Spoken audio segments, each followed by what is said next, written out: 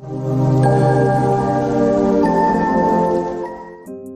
Guys, welcome to my channel Karan three velocity. मेरा नाम है करण सक्सेना। इस वीडियो में मैं Dark Knights of Steel comic के एपिसोड 2 को एक्सप्लेन करने वाला हूं। तो अगर आपने इस कॉमिक का एपिसोड 1 नहीं देखा है तो पहले वो जाकर देख लो। खैर, आप अगर चाहती हो कि मैं फ्यूचर में ऐसे ही डीसी कॉमिक्स को एक्सप्लेन करता रहूं तो आप मेरे चैनल को सब्सक्राइब कर सकते हो, और एक्सप्लेनेशन अच्छी लगे तो वीडियो को लाइक तो कर ही देना। खैर, एक्सप्लेनेशन शुरू करते हैं। Dark Knights of Steel episode 2। पिछले एपिसोड में हमने देखा था कि किंग जोरेल एक एरो के द्वारा मारे जाते हैं। वो एरो पास के ही जंगल से आकर जोरेल को लगा था।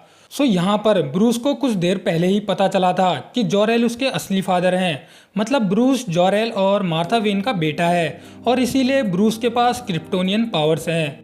यहाँ ब्रूस अपने असली फादर को मरते हुए देख इमोशनल होकर जोर से चीखने लगता है। ब्रूस की ये चीखने की आवाजें नीचे तक पहुंच जाती है। तो यहाँ कालेल और उसकी मॉम लारा कासल के ऊपर पहुंचती है, जहां कालेल अपने फादर को मरा हुआ देखकर इमोशनल हो जाता है, और लारा भी जोरेल को देखकर रोने लगती है। पर यहीं पर खड़ा हुआ ब्रूस यहाँ से जाने लगता है, क्योंकि ब्रूस समझ जाता है कि वो एरो पास के ही हॉब नाम के जंगल से आया था, जिसका मतलब यही है कि वो क्रिमिनल जिसने जोरेल को एरो से मारा था वो वहीं जंगल में ही होगा। यहाँ ब्रूस सीधा कासल से नीचे कूद जाता है। नीचे अल्फ्रेड अपने घोड़ों के साथ तैयार खड़ा होता है। बैटमैन अल्फ्रेड से कहता है वो एरो पास के ही जंगल से आया था, वो ग्रीन मैन वहीं पर होगा। इसके बाद ब्रूस और अल्फ्रेड घोड़े पर सवार होकर जंगल की ओर बढ़ते हैं। जंगल में पेड़ पर बैठा हुआ ग्रीन एरो ब्रूस और अल्फ्रेड पर अपने एरो शूट करने लगता है, पर ब्रूस सभी एरोस को डॉच करते हुए आगे बढ़ता है। और तभी होता यह है, बैटमैन अपने घोड़े से एक ऊंची छलांग लगाता है, जिसे देखकर ग्रीन एरो भी हैरान हो जाता है कि आखिर कोई इंसान इतनी ऊंची छलांग कैसे लगा सकता है। इसके बाद होता यह है, ब्रूस अपनी तलवार से ग्रीन एरो का एक हाथ ही काट देता है, और हाथ काटने के बाद ब्रूस उसे लातों घूंसों से मारने लगता है। यहाँ ब्रूस ग्रीन एरो की गर्दन काटने ही वाला होता है। पीछे से अल्फ्रेड ब्रूस को ऐसा करने से रोक लेता है। यहाँ ब्रूस अल्फ्रेड से कहता है सब ठीक है, मैं इसे नहीं मारूंगा, क्योंकि अगर ये मर गया तो मेरे सवालों का जवाब कौन देगा। ब्रूस यहाँ ग्रीन एरो से पूछता है वो ग्रीन मैन कहाँ है जिसके कहने पर तुमने जोरेल को मार दिया। खैर, वहीं दूसरी ओर हम पहुंचते हैं किंगडम ऑफ स्टॉर्म्स में, जहां पर हम वही ग्रीन मैन देखते हैं जिसने जोरेल को मरवाया है। यहाँ हमें ग्रीन मैन की शक्ल भी नहीं दिखाई देती। अभी बस हमें यही पता होता है कि इसके पास ग्रीन लैंटर्न की पावर्स हैं। यहाँ ग्रीन मैन कॉन्स्टेंटाइन को बताता है कि उसने जोरेल को मार दिया है। यहाँ कॉन्स्टेंटाइन ग्रीन मैन से पूछता है कि ओलिवर कहाँ है, जिसके जवाब में ग्रीन मैन कहता है कि मेरी लैंटर्न रिंग ने मुझसे कहा था उसे वहीं छोड़ दो, तो मैं उसे वहीं जंगल में छोड़ आया। ये सुन के कॉन्स्टेंटाइन कहता है कि ठीक है, तुम अपनी रिंग की बात नहीं नकार सकते, पर मुझे जोरेल के मरने की बात किंग को बतानी होगी। खैर, यहाँ पर हमें समझ आता है कि जो किंग जेफरसन है वो कॉन्स्टेंटाइन की भविष्यवाणी को फॉलो कर रहा है, जिस भविष्यवाणी में कॉन्स्टेंटाइन ने कहा था कि हमारी दुनिया का अंत होने वाला है और हमें कालेल और उसकी फैमिली से खतरा है, क्योंकि वो इस दुनिया के इंसान नहीं है, वो एलियंस हैं। इसीलिए जेफरसन कॉन्स्टेंटाइन की भविष्यवाणी को फॉलो कर रहा है और एल फैमिली से नफरत करता है। और ये नफरत इसलिए भी फैली हुई है क्योंकि किंगडम ऑफ एल के सभी मैजिकल बींग्स को और म्यूटेंट्स को कैद कर लिया गया है। और हाँ, एक बात और बता देता हूँ कि पूरी दुनिया को कॉन्स्टेंटाइन की भविष्यवाणी के बारे में पता चल चुका है, जिस भविष्यवाणी को कुछ लोग सच मानते हैं तो कुछ लोग झूठ। खैर, इसके बाद हम किंग जेफरसन के पास पहुंचते हैं, जहां किंग जेफरसन अपने बच्चों को उनकी पावर्स को यूज करना सिखा रहा होता है। यहाँ जेफरसन के डॉटर अनीसा और जेनिफर अपनी पावर्स को अच्छे से यूज कर रहे होते हैं। यहाँ हम किंग के बेटे जेकब पियर्स को भी देखते हैं, जो अपनी पावर्स की मदद से बारिश ला सकता है, जिसे देखकर किंग जेफरसन अपने बेटे पर बहुत ज्यादा प्राउड भी हैं। खैर, यहाँ किंग जेफरसन अपने बच्चों को उनकी पावर्स को यूज करना सिखा ही रहे होते हैं, तभी यहाँ कॉन्स्टेंटाइन पहुंचता है। कॉन्स्टेंटाइन किंग जेफरसन को बताता है कि ग्रीन मैन ने किंग जोरेल को मार दिया है। तो यहाँ जेफरसन कॉन्स्टेंटाइन से कहता है कि ये तुम्हारी भविष्यवाणी थी जो सच हो रही है। कॉन्स्टेंटाइन जेफरसन से कहता है कि शायद हमें जोरेल को नहीं मरवाना चाहिए था, शायद जो मेरी भविष्यवाणी है उसका कुछ और ही मतलब हो। क्या पता जोरेल के मरने के बाद सिचुएशन और भी ज़्यादा बुरी हो जाए, और मुझे एल्स इतने ज़्यादा बुरे भी नहीं लगते जितने हम समझते हैं।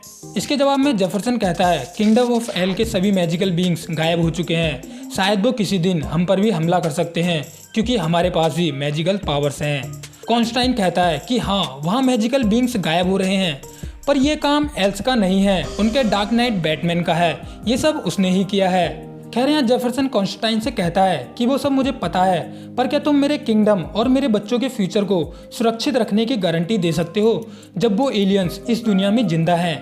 इसके जवाब में कॉन्स्टेंटाइन कहता है कि मैं सिर्फ यही गारंटी दे सकता हूँ कि तुमने एल्स को गुस्सा दिला दिया है जॉरेल को मार के।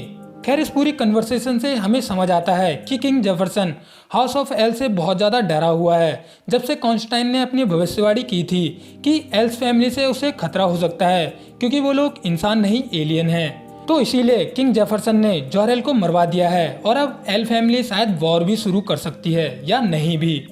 इसके बाद हम पहुंचते हैं हाउस ऑफ एल में, जहां general Amanda Waller queen Lara से वॉर शुरू करने के लिए कहती है। तो यहाँ पास में ही खड़ी हुई हार्ली क्वीन उससे कहती है वार से हमारा ही नुकसान होगा, हमारे ही लोग मारे जाएंगे। तो यहाँ जनरल वालर कहती है कि किंग जेफरसन ने ही जॉरेल को मरवाया है, हमें उससे बदला लेना होगा, हमें जस्टिस मिलना चाहिए।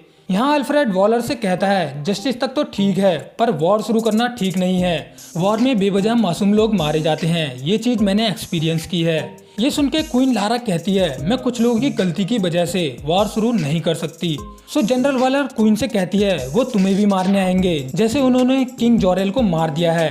तो आपके मरने से पहले आप या तो वॉर शुरू कर लो या अपने मरने का इंतजार कर लो। यहाँ हार्ली क्वीन ब्रूस से कहती है कि तुम्हारी इस बारे में क्या राय है। यहाँ ब्रूस अपने फादर के मरने के गम में होता है, इसीलिए वो कुछ भी नहीं बोलता। पास में ही खड़ा हुआ कालेल ब्रूस से गुस्सा हुआ रहता है क्योंकि ब्रूस जॉरेल को नहीं बचा पाया। सो यहाँ कालेल कहता है हमें ब्रूस की राय नहीं चाहिए, ये हमारी फैमिली का मैटर है, वो हम में से एक नहीं है। इसके बाद कालेल यहाँ से जाते हुए ब्रूस से कहता है मुझे प्रूफ चाहिए कि मेरे फादर को किंग जेफरसन ने ही मरवाया है या नहीं, उसके बाद ही हम कुछ एक्शन लेंगे। यहाँ हम ब्रूस को थोड़ा इमोशनल देखते हैं क्योंकि वो किंग को प्रोटेक्ट नहीं कर पाया और किंग को प्रोटेक्ट करने की ड्यूटी उसकी ही थी और इवन वो उसके फादर भी थे। खैर यहाँ अल्फ्रेड ब्रूस से कहता है अगर ये वॉर शुरू हुआ तो ये वॉर सिर्फ 2 किंगडम के बीच ही सीमित नहीं रहेगा, बाकी के किंगडम्स को भी इस वॉर में जबरन आना पड़ेगा। वहीं दूसरी ओर हम पहुंचते हैं अमेज़न आइलैंड में, जहां लोइस क्वीन हिप्पोलिटा को न्यूज़ देती है कि किंग जॉरेल को किसी ने मार दिया है। इसके बाद लोइस डायना प्रिंसेस के पास पहुंचती है, जहां डायना किसी के साथ अपनी तलवारबाजी की ट्रेनिंग कर रही होती है। तो यहाँ लोइस डायना को बताती है कि किंग जॉरेल मर चुके हैं, किसी ग्रीन मैन ने उन पर अटैक किया था। सो यहाँ डायना जिसके साथ अपनी ट्रेनिंग कर रही होती है वो जाला जॉरेल होती है, जो कि जॉरेल की बेटी है। सो यहाँ जाला को भी पता चलता है कि उसके फादर मर चुके हैं, तो वो ये सुन के रोने लगती है। और इसके बाद जाला डायना से कहती है अब मुझे यहाँ से जाना होगा। इसके बाद जाला और डायना ये करते हैं, जिससे हमें पता चलता है कि ये दोनों रिलेशनशिप में हैं। खैर इसके बाद जाला रोते हुए यहाँ से उड़कर चली जाती है। यहाँ हमें ये भी पता चलता है कि डायना और लुइस को कॉन्स्टेंटाइन की भविष्यवाणी के बारे में पता चल चुका है, मतलब कि सभी को पता है। और यहाँ लुइस को ये भी शक है कि किंग जेफरसन ने ही किंग जॉरेल को मरवाया होगा, क्योंकि वो एल फैमिली से बहुत ज़्यादा नफरत करता है। इसके बाद हम पहुंचते हैं हाउस ऑफ एल के जेल में, जहाँ कालेल गुस्से में ओलिवर या ग्रीन एरो से बात करने जा रहा होता है। तो यहाँ ब्रूस कालेल को रोकने लगता है और कहता है कि मुझे पता है तुम गुस्से में हो, पर गुस्से में आकर कुछ गलत मत कर देना। ये सुन के कालेल ब्रूस से कहता है कि तुमने उस आर्चर के एक हाथ को काट दिया गुस्से में आकर, और तुम मुझसे कह रहे हो कि मैं कुछ ना करूं, मेरे रास्ते से हट जाओ। इसके बाद कालेल ओलिवर की ओर जाने लगता है और ब्रूस कालेल को अकेला छोड़ जेल की दूसरी ओर जाने लगता है। तो जब जेल में ब्रूस दूसरी ओर जा रहा होता है, तो यहाँ जेल में हम बहुत सारे क्रिमिनल्स और मैजिकल बींग्स को देखते हैं। नोटिस करने वाली बात यह रहती है कि हम यहाँ फ्लैश के जैसे ही एक बंदे को देखते हैं जो जेल के अंदर सुपर स्पीड में रन कर रहा होता है। सो शायद हमें फ्यूचर में फ्लैश देखने को मिल सकता है, जिसके लिए मैं बहुत ज़्यादा एक्साइटेड हूँ। इसके बाद हम देखते हैं कालेल ओलिवर से बात कर रहा है। यहाँ कालेल ओलिवर को अपनी हीट विजन दिखाकर कहता है कि मैं तुम्हें एक पल में मार सकता हूँ। ओलिवर कहता है कि हाँ मुझे पता है, पर यह भी एक रीज़न है जिस वजह से तुम्हें इस दुनिया में नहीं होना चाहिए। कालेल ओलिवर से कहता है तुमने मेरे फादर को क्यों मारा, वो एक अच्छे आदमी थे। जिसके जवाब में ओलिवर कहता है तुम्हें लगता है वो एक आदमी थे? नहीं, वो एक आदमी नहीं थे, वो तो एक एलियन थे, और तुम भी एक एलियन और एक मॉन्स्टर हो। सो जल्दी करो, जल्दी से मुझे मार दो और ये बात यहीं पर ख़त्म करो। ये सुन के कालेल ओलिवर से कहता है मैं तुम्हें नहीं मारने वाला। ओलिवर कहता है पर क्यों नहीं? कालेल कहता है क्योंकि हम वैसे नहीं हैं जैसे तुम सोचते हो, मैं कोई किलर नहीं हूँ। वहीं दूसरी ओर हम पहुँचते हैं किंगडम ऑफ स्टॉर्म में, जहाँ किंग जेफरसन बिस्तर में आराम से सो रहा होता है। तभी उसे कुछ टूटने की आवाज़ सुनाई देती है, जिससे वो तुरंत नींद से उठ जाता है। जेफरसन अपने कमरे से बाहर जाता है और अपनी डॉटर से पूछता है कि वो आवाज़ तुमने की थी। उसकी डॉटर अनीसा कहती है नहीं, वो आवाज़ मैंने नहीं की थी। इसके बाद किंग जेफरसन तेजी से अपने बेटे जेकब के कमरे में पहुंचता है, जहां वो देखता है जाला जोरेल ने उसके बेटे जेकब को हवा में लटका रखा होता है। यहाँ जेफरसन जाला से चिल्लाते हुए कहता है जाला उसे छोड़ दो। तो जाला कहती है ओ ऐसा क्या। इसके बाद जाला जेकब को यहाँ से बहुत ज़्यादा ऊंचाई पर ले जाती है। सो यहाँ जेकब जाला से कहता है मैं तुमसे नहीं डरता, तुम एक मॉन्स्टर हो, मैं तुम्हारे फेफड़ों में बारिश का पानी भर दूंगा। जेकब की ये बातें सुनकर जाला कहती है नहीं, तुम ऐसा नहीं कर सकते। ऐसा कहने के बाद जाला जेकब को ऊपर से छोड़ देती है और इसके बाद जेकब बहुत ज़्यादा ऊंचाई से नीचे गिर रहा होता है, जिसे देखकर जेफरसन अपनी लाइटनिंग से जाला पर एक पावरफुल अटैक करता है। पर होता ही है उस लाइटनिंग स्ट्राइक से जाला को इतना सा भी फर्क नहीं पड़ता, क्योंकि जाला ने अमेज़न आइलैंड के किसी तरह के ग्लव्स पहन रखे होते हैं, जिस वजह से उसे इस लाइटनिंग स्ट्राइक से बिल्कुल भी फर्क नहीं पड़ता। इसके बाद हंसते हुए जाला यहाँ से चली जाती है। यहाँ किंग जेफरसन को देखते हैं जो अपने बेटे को बचाने के लिए कुछ नहीं कर सका। उसने अपनी आंखों के सामने अपना बेटा खो दिया।